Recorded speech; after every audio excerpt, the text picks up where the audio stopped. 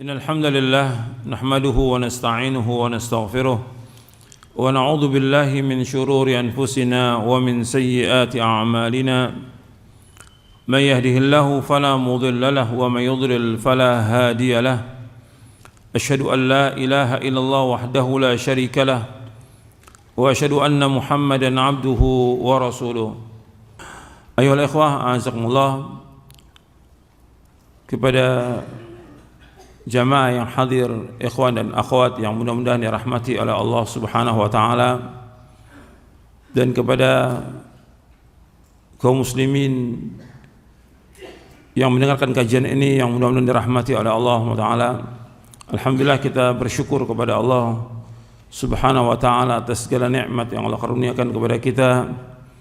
Nikmat Islam, nikmat iman, nikmat sehat, nikmat afiah, nikmat dijauhkan oleh Allah dari berbagai macam malapetaka. Dan kita wajib bersyukur kepada Allah Subhanahu wa taala. Kita diberikan hidayah di atas Islam dan sunnah. Ini yang wajib kita selalu ingat. Ini nikmat yang paling besar dari semua nikmat yang Allah berikan. Diberikan hidayah di atas Islam dan sunnah. Betapa banyak orang-orang yang tidak diberikan hidayah di atas Islam dan sunnah. Kemudian juga kita bersyukur kepada Allah SWT, kita diberikan taufik oleh Allah untuk selalu dan senantiasa talabul ilmi syar'i, yang merupakan kewajiban atas setiap muslim dan muslimah. Talabul ilmi faridatun ala kulli muslimin. Menuntut ilmu itu wajib atas setiap muslim. Ini nikmat yang luar biasa. Kita wajib syukuri nikmat ini. Dan kita berusaha untuk selalu memahami tentang apa yang disampaikan. Ini nikmat yang besar. Kita diberikan oleh Allah kesempatan untuk talabul ilmi. Maka gunakan kesempatan itu untuk memahami Al-Quran wa sunnah ala fahmi salaf. Kemudian meyakini, kemudian mengamalkan. Karena ilmu itu wajib diamalkan. Tanpa amal nggak ada manfaatnya sama sekali. Dan di antara bentuk amal yang perlu Anda perhatikan, bagaimana kita menjaga adab-adab, baik itu adab kepada Allah SWT, baik itu adab kepada Rasulullah SAW, dan juga adab kepada makhluk. Dan ini dibahas oleh para ulama. Ibnu Qayyim juga bahas tentang masalah adab di dalam kitabnya Madarijus Salikin. Karena banyak kalau kita lihat manusia ini, dia talabul ilmi, penuntut ilmu, talibul ilm, bahkan juga ustadz, tapi nggak punya adab. Adab ini penting dalam kita beragama, karena adab itu merupakan tanda kebahagiaan seseorang. Adab itu merupakan tanda kebahagiaan seseorang. Ketika dia tidak punya adab, itu sebagai tanda celakanya seseorang. Itu penjelasan Al-Imam Ibnu Qayyim dalam kitabnya Madarijus Salikin. Jadi ketika orang itu punya adab, itu kata beliau, itu merupakan unwan sa'adatihi. Wa qillatu adabihi unwanu syaqawatihi. Ketika dia qalil adab, kurang ajar, tidak punya adab, maka itu tanda celakanya dia. Nah, tinggal kita kembali kepada diri kita. Kita sudah ngaji, sudah nuntut ilmu, sudah belajar. Nah, sekarang bagaimana kita tatbiq dari adab itu, aplikasi dari adab itu, mempraktekkan adab itu, mengamalkan adab itu. Yang pertama tadi adab kepada Allah. Adab kepada Allah Subhanahu wa taala, bagaimana kita mentauhidkan Allah, menjauhkan segala macam perbuatan syirik. Kemudian kita juga menisbatkan semua nikmat ini kepada Allah Subhanahu wa taala. Sebab semua yang datang dari Allah. Wa ma bikum min ni'matin faminallah. Apa aja nikmat yang kamu terima dari Allah SWT. Kemudian kita wajib untuk menetapkan semua nama-nama Allah SWT, menetapkan sifat-sifatnya, tidak boleh mengingkari, tidak boleh mentakwil, tidak boleh menanyakan tentang bagaimana sifat itu, tidak boleh menyamakan dengan makhluk dan yang lainnya yang sudah ada dalam kitab ini, dalam syarah Aqidah Ahlussunnah wal Jamaah. Dan kita wajib beribadah hanya kepada Allah. Ini adab kepada Allah. Allah yang menciptakan, Allah yang memberikan rezeki, Allah yang mengatur alam semesta ini, maka Allah satu-satunya yang berhak untuk diibadahi. Enggak boleh kita memalingkan ibadah itu kepada selain Allah. Ini adab kepada Allah. Kalau kita bahas tentang adab kepada Allah, banyak. Ini saya akan sebutkan sedikit aja dari adab-adab ini yang perlu juga antum ketahui. Bagaimana adab kita kepada Allah. Begitu juga ketika kita mendapatkan cobaan, ujian, musibah. Ini Allah yang berikan. Allah sudah takdirkan 50.000 tahun sebelum Allah menciptakan langit dan bumi. Ketika orang mendapatkan itu, jangan dikeluhkan kepada manusia. Keluhkan kepada Allah SWT. Ketika dia diberikan cobaan, apakah kesulitan, kesusahan, kefakiran, penyakit, atau masalah tentang keluarganya, atau anaknya, atau yang lainnya, adukan semua kepada Allah. Karena Allah ingin menguji kita, ingin melihat bagaimana adab kita, bagaimana sikap kita, bagaimana kita muamalah dengan musibah. Ini adab kepada Allah. Nah, kadang-kadang tidak, kita keluhkan semuanya, kita adukan kepada manusia. Manusia bisa apa? Kadang-kadang masalah rumah tangga diceritakan kepada semua orang, apa manfaatnya? Adukan semua kepada Allah Ta'ala. Ada sakit, ada kekurangan dari rezeki yang Allah berikan sebagai ujian supaya dia tambah dekat dengan Allah Ta'ala, supaya juga dia introspeksi apa sih dosa yang dilakukan, sehingga dia bertaubat kepada Allah Ta'ala atas semua dosanya dan kembali kepada Allah. Jadi harus perhatikan tuh, adab kepada Allah tuh betul-betul harus dijaga gitu. Ketika dia nggak punya adab, bagaimana dia udah belajar sekian lama tapi nggak punya adab kepada Allah. Seorang talibul ilm, apalagi dia seorang dai, dia harus punya adab kepada Allah Subhanahu wa Ta'ala. Bagaimana dia beradab kepada Allah. Dan masih banyak lagi kalau kita lihat tentang adab ini. Bagaimana dia mengikhlaskan ibadah kepada Allah, karena yang perintahkan dia untuk sholat, untuk puasa, untuk sedekah, untuk baca Al-Quran, untuk menyampaikan ilmu, mendakwakan ilmu, Allah yang memerintahkan. Kalau Allah yang memerintahkan, semua lakukan karena Allah. Jangan mengharapkan sesuatu dari manusia. Lakukan itu dengan ikhlas, tidak boleh riya, tidak boleh pamer dalam ibadah. Tapi kalau kita lihat banyak orang yang pamer dalam ibadah. Pamer dalam ibadah. Hatta sholat, hatta dia umroh, haji, semua difoto semua, dipamerkan kepada manusia ibadahnya.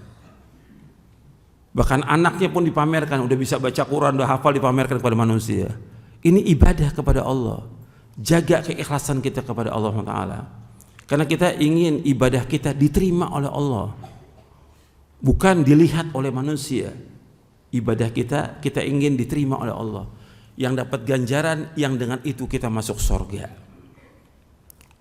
Banyak tentang adab kepada Allah, banyak yang kita nggak punya adab kepada Allah, nggak punya adab itu. Ria, pamer, menunjukkan kepada manusia dan yang lainnya sudah. Belum lagi dengan segala macam kesombongan, keangkuhan, yang lainnya. Yang ini enggak dibenarkan, karena kata Allah, al-kibriya uridai. Kesombongan itu adalah selendangku, kata Allah. Kesombongan itu milik Allah. Manusia enggak boleh sombong. Sedikit aja ada kesombongan, enggak masuk surga. Kata Nabi, la yadkhulul jannata man kana fi qalbihi mithqalu dzarratin min kibrin. Akhrajahu Muslim. Tidak masuk surga orang yang dalam hatinya ada seberat darah dari kesombongan, keangkuhan. Enggak boleh sombong. Enggak boleh sombong dia dengan ilmunya. Enggak boleh sombong dia dengan kekayaannya. Enggak boleh sombong dengan kendaraannya. Enggak boleh sombong dengan apapun juga. Dia tambah ilmunya, tambah tunduk dia, tambah tawadhu dia, tambah dekat kepada Allah, tambah rasa takutnya dia kepada Allah. Coba ini perhatikan masalah-masalah seperti ini. Ini adab. Ini sedikit aja yang saya ingin ingatkan tentang adab. Yang kedua, adab kepada Rasulullah SAW. Ini juga di kitab ini juga ada di Syarah Akidah. Bagaimana adab kita kepada Allah SWT. Kalau antum lihat lagi dalam buku saya, Adab dan Akhlak Penuntut Ilmu, nanti antum baca itu. Adab dan Akhlak Penuntut Ilmu. Bagaimana adab kita kepada Rasulullah SAW? Kita sudah mengucapkan 2 kalimat syahadat, asyhadu an la ilaha illallah wa asyhadu anna Muhammad Rasulullah. Kita wajib untuk mentaati apa yang beliau perintahkan. Kalau antum baca, kalau antum pernah belajar usulul tsalatsa, itu ada disebutkan tentang makna syahadat Muhammad Rasulullah SAW. Ta'atuhu fima amar, wa tasdiquhu fima akhbar, wa ijtinabu ma naha anhu wa zajar, wa alla yu'badallahu illa bima syara'. Yaitu mentaati apa yang beliau perintahkan, membenarkan apa yang beliau sampaikan, menjauhkan apa yang beliau larang, dan kita tidak boleh beribadah melainkan menurut apa yang beliau syariatkan. Ketika orang mengadakan sesuatu yang baru dalam agama yang Nabi nggak contohkan, maka orang ini tidak punya adab. Kepada siapa? Kepada Rasulullah SAW. Sama seperti yang tadi kita bicara adab kepada Allah. Ketika orang melakukan perbuatan syirik, menyekutukan Allah, orang ini tidak punya adab kepada siapa? Kepada Allah. Ketika orang itu dia memalingkan nama dan sifat Allah, tidak menetapkannya, maka orang ini enggak punya adab kepada Allah. Seperti Allah menyebutkan bahwa Allah itu di atas langit, amintum man fis sama. Allah menyebutkan Ar-Rahmanu 'ala arsy istawa, Allah bersemayam di atas arsy, istiwa di atas arsy. Kemudian dia tidak meyakini itu, atau dia mentahrif, memalingkan maknanya kepada yang makna yang lain, maka orang ini tidak punya apa? Tidak punya adab kepada Allah. Allah sudah sebutkan Allah di atas langit, Allah di atas arsy, tapi dia nggak percaya, masih ditakwil. Orang ini nggak punya adab kepada Allah. Kemudian juga tadi seperti orang yang dia melakukan perbuatan-perbuatan yang Nabi nggak contohkan dalam dia beragama, yang kadang dia nisbatkan kepada Nabi, padahal Nabi nggak lakukan itu, maka orang ini tidak punya apa? Tidak punya adab kepada Rasulullah Sallallahu Alaihi Wasallam. Itu adab kepada Rasulullah antum jaga, karena kita sebagai umat Nabi Muhammad Sallallahu Alaihi Wasallam, kita wajib mencintai beliau lebih dari semua manusia di muka bumi ini. Wajib. Bapak Nabi bersabda SAW, la yu'minu adukum hatta akuna ahabba ilaihi min walidihi wa waladihi wan nasi ajma'in. Akhrajahu al-Bukhari wa Muslim. Dari sahabat Anas bin Malik radhiyallahu anhu, ia berkata, telah bersabda Rasulullah SAW, tidak beriman seorang dari kamu sehingga aku, itu Rasulullah, lebih dicintai dari semua, yang dari bapaknya, dari anaknya, dari istrinya, dan seluruh manusia. Bahwa Rasulullah wajib kita lebih cintai. Sekarang bagaimana bentuk mencintai beliau? Dengan ittiba. Karena Allah sudah sebutkan dalam Al-Quran, dalam surah Ali Imran di ayat 31, Qul in kuntum tuhibbunallaha fattabi'uni yuhibbukumullah wa yaghfir lakum dzunubakum wallahu ghafurur rahim. Katakanlah, seandainya kamu cinta kepada Allah, ikuti aku. Ikuti siapa? Rasulullah SAW. Niscaya Allah akan cinta kepada kamu dan Allah akan mengampuni dosa-dosa kamu, dan Allah Maha Pengampun dan Penyayang. Disuruh kalau kita cinta kepada Allah, ikuti Rasulullah SAW. Ittiba, bukan ibtida'. Ittiba, mengikuti, bukan ibtida', bukan mengadakan bid'ah, bukan. Ini adab kepada Rasulullah SAW. Masih banyak lagi kalau kita bicara soal adab kepada Rasulullah SAW. Bagaimana memuliakan beliau, bagaimana kita melaksanakan perintahnya, menjauhkan larangannya, kita bersalawat kepada Rasulullah SAW, dan yang lainnya. Yang ini harus kita perhatikan. Seorang talibul ilm, apalagi dia seorang dai, dia menjaga adab. Bagaimana Rasulullah mencontohkan, dilakukan. Yang tidak, jangan lakukan. Karena kita sebagai umat Nabi Muhammad SAW, kita wajib untuk ittiba. Dan dengan taat kepada Rasulullah dijamin dengan sorga. Itu perhatikan tuh, taat kepada Rasulullah dijamin dengan sorga. Makanya kita wajib untuk mentaati beliau mutlak. Dan Allah sebutkan dalam banyak ayat tentang wajibnya taat kepada Allah dan kepada Rasulullah. Ya ayyuhalladzina amanu atti'ullaha wa atti'ur rasul. Wahai yang beriman, taat kepada Allah dan taat kepada Rasul. Banyak ayat dalam Al-Quran. Kemudian yang ketiga, ini saya enggak semuanya sekilas saja. Yang ketiga, adab kepada makhluk. Bagaimana adab kita kepada orang tua kita? Ini juga jaga adab. Dan saya sudah bahas tentang birrul walidain, berbakti pada kedua orang tua. Itu menjaga itu adab antum. Dari semua manusia yang ada, yaitu kita wajib untuk memuliakan, menghormati dan beradab kepada kedua orang tua kita lebih dari semua manusia yang ada. Karena orang tua kita yang melahirkan kita, orang tua kita yang mendidik kita, orang tua kita yang membesarkan kita, kita wajib untuk berbakti pada orang tua. Jangan mengucapkan kalimat jangan mengucapkan kalimat cis, jangan menengking, jangan menghardik, jangan membantah orang tua. Karena Allah menyebutkan demikian dalam Al-Quran. Wa qada rabbuka alla ta'budu illa iyyahu wa bil walidaini ihsana imma yablughanna 'indaka al-kibara ahaduhuma aw kilahuma fala taqul lahumā uff ولا تنهرهما وقل لهما قولا كريما واخفض لهما جناح الذل من الرحمة وقل رب ارحمهما كما ربياني صغيرا. Dalam surah Al-Isra surah 17 ayat 23 dan 24, Allah telah mewajibkan kepada kalian, tidak boleh kalian beribadah melainkan hanya kepada Allah saja, dan berbuat baik kepada kedua orang tua. Kalau kedua orang tua itu atau salah satu dari keduanya sudah mencapai umur lanjut yang ada di sisi kamu, maka jangan sekali-kali kamu mengatakan jangan. Mengatakan cis, jangan kamu menengking keduanya. Katakanlah kepada keduanya dengan perkataan yang mulia. Rendahkan dirimu dengan penuh kasih sayang kepada keduanya dan ucapkanlah, ya Allah, sayangilah keduanya sebagaimana keduanya mendidik aku sewaktu masih kecil. Itu sikap seorang anak kepada kedua orang tua. Itu adab kita. Jadi ketika orang itu dikatakan dia punya adab, pertama kali adab dia kepada manusia ini orang tuanya. Kadang banyak orang punya adab kepada temannya, dia punya adab. Perkataannya lembut, baik, senyum kepada temannya. Tapi kepada orang tuanya enggak senyum. Cemberut sama orang tuanya, enggak boleh. Mesti dia berbuat baik kepada orang tuanya. Ini adab kepada orang tua. Perhatikan itu. Kalau diperintah, disuruh, sami'na wa ata'na. Jangan bantah. Jangan marah. Orang tua itu banyak manfaatnya buat kita dan dia sudah membesarkan kita. Kita belum bisa membalas jasanya kedua orang tua kita. Adab jaga itu orang tua. Kemudian juga adab kita jaga kepada guru itu. Karena itu sama dengan orang tua kita.